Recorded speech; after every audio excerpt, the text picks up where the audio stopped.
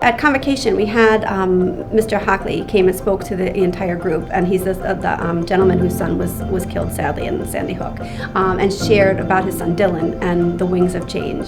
So in the beginning of the school year, we trained 24 students that were 8th graders in the Wingman program. Then from that group of Wingmen, we selected a small pilot group that went down to Mr. Dario at Crystal Lake, allowed us to use 2 classrooms in the 6th grade to pilot this Wingman program, where we hooked up this 8th graders went down and did an hour and a half of activities and things like that, and then they're going to stay in touch with these students until their 6th graders are seniors at Ellington High School. The Wingman program was a program that got started after the Sandy Hook incident, and it was started by the father of one of the kids who passed away because of it.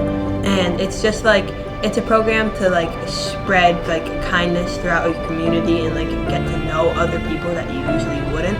So that way there's just more connections throughout everywhere in the community. So most of them have a fear of failing. So that's a similar fear of mine too. So when I talk to them, they kind of always I just needed to hear that or something.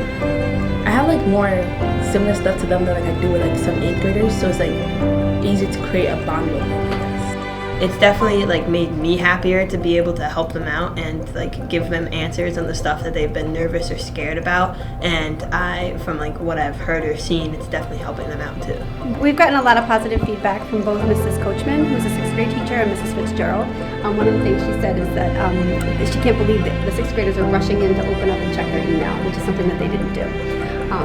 We have a couple more things that we already planned. We have a letter writing campaign that's already started, so those students will eventually get those letters. We're going to be hopefully hosting another crossover event where we can maybe bring them up here for an event. We're not exactly sure what that's going to look like, but really positive things. It was amazing to watch our leaders interacting with the younger students and really forming bonds, and they got a perspective on what it's like to teach a class.